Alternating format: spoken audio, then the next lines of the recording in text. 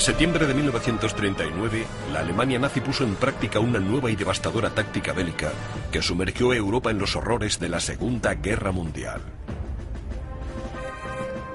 ¿Cómo pudo el recién creado ejército de Hitler cruzar Europa casi sin oposición? ¿Qué combinación de acontecimientos, nuevas tecnologías, estrategia y personalidades llevó a la serie de rápidas victorias ante oponentes poco preparados y aparentemente inferiores?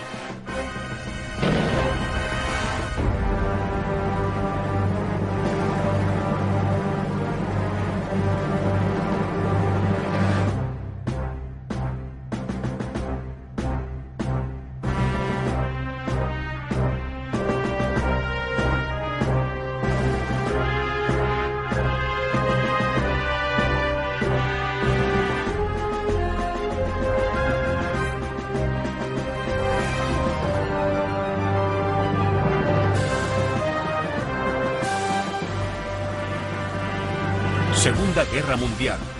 Guerra relámpago. Francia.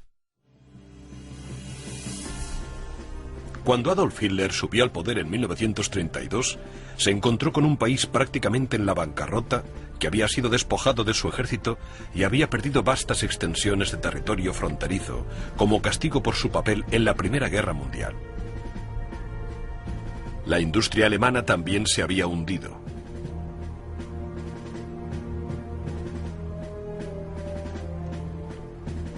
Hitler declaró que reconstruiría Alemania y le devolvería su antiguo esplendor, y se embarcó en un programa de rearme e industrialización militar en claro desafío a los tratados internacionales.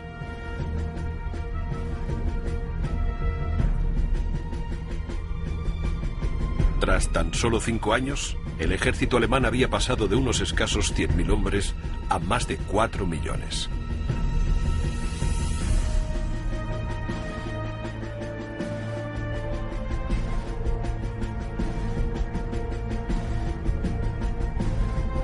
Cuando las fábricas alemanas empezaron a producir tanques y aviones, y los astilleros barcos y submarinos, Hitler empezó a exigir el retorno de los territorios perdidos por Alemania, pero insistió siempre en que solo quería un trato justo para Alemania, no la guerra. Sin embargo, Adolf Hitler y sus generales habían desarrollado una gran estrategia, una estrategia militar que creían que permitiría a Alemania causar estragos entre sus vecinos. Dicha estrategia fue conocida como Blitzkrieg, o Guerra Relámpago.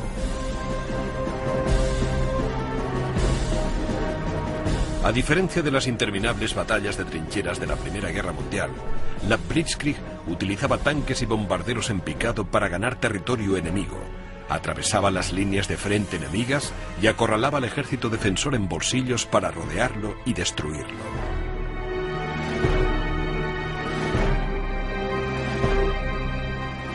Enjambres de cazas alemanes aseguraban el dominio del aire y realizaban ataques sorpresa sobre los campos de aviación enemigos.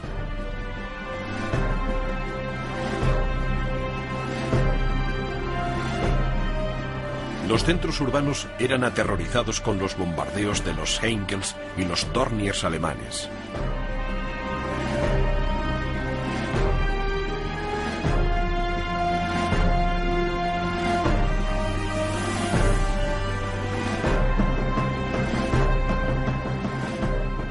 Los tanques alemanes, conocidos como Panzers, con el apoyo de la artillería y los bombarderos en picado, se concentraban en la destrucción de centros de comunicaciones como vías de tren y grandes concentraciones de carreteras. Estos golpes, tan devastadores e inesperados como rápidos y seguidos, fueron ideados específicamente para doblegar al enemigo en cuestión de días.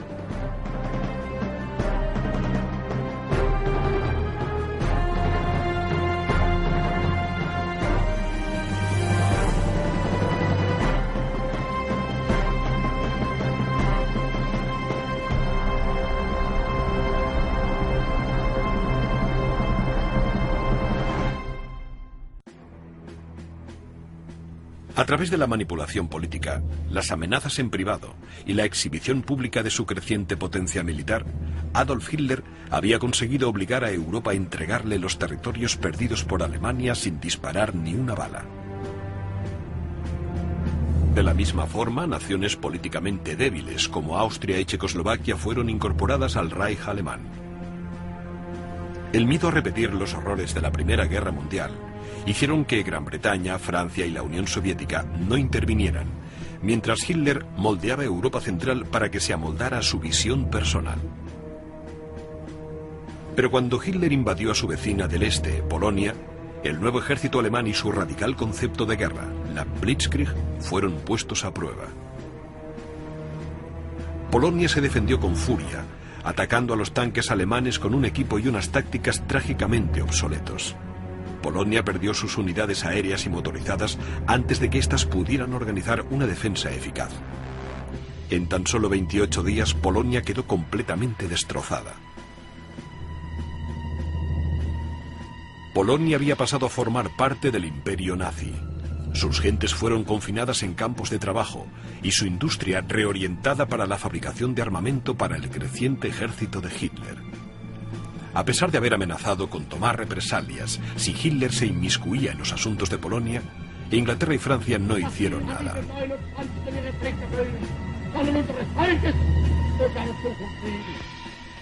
Un Hitler triunfante se mofaba abiertamente de Francia e Inglaterra.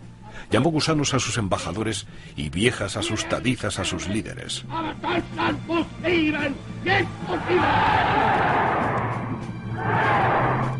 3 días después de la invasión de Polonia, los gobiernos de Gran Bretaña y Francia habían declarado la guerra a Alemania, pero se quedaron al margen viendo cómo Polonia era destruida.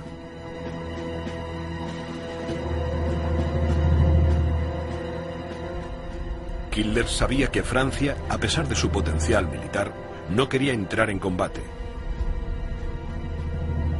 Pero Inglaterra, que tenía la flota más poderosa del mundo, ya era otra cosa. Lo mejor que le podía pasar a Hitler era que cuando los tanques alemanes entraran en Francia, Gran Bretaña hiciera lo mismo que había hecho cuando Alemania ocupó Austria y Checoslovaquia y destruyó Polonia. Absolutamente nada.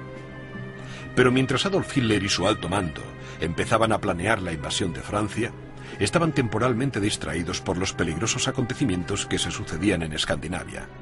Los finlandeses se defendían de una invasión rusa y Hitler temió que Francia y Gran Bretaña ayudaran a Finlandia entrando por el Báltico.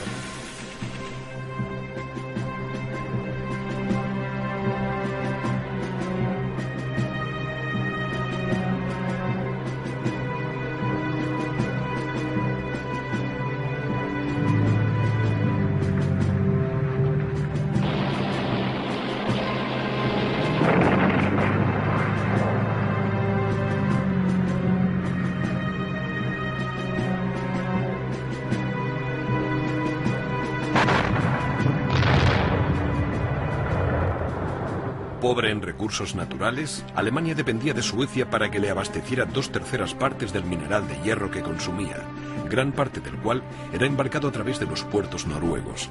A finales de 1939, Francia y Gran Bretaña vieron claro que cortar el suministro de materia prima a Alemania sería altamente perjudicial para la maquinaria de guerra de Hitler.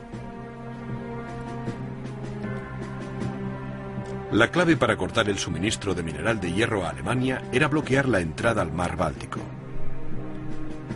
Si se podían bloquear de forma eficaz los 160 kilómetros de aguas abiertas del estrecho que separaba Noruega de Dinamarca, Alemania quedaría aislada y con un poco de suerte, la flota naval alemana quedaría atrapada en el Báltico.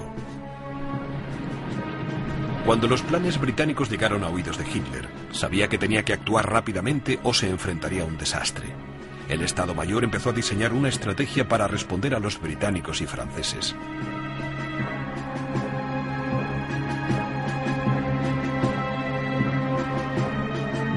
La operación dependería no solo de mantener a los británicos lejos de Noruega, sino también de capturar Dinamarca, que quedaba entre Noruega y Alemania, y dominaba el extremo sur del pasaje del Báltico. Evitando una intervención inmediata solo por miedo a enfurecer a la Unión Soviética, que hacía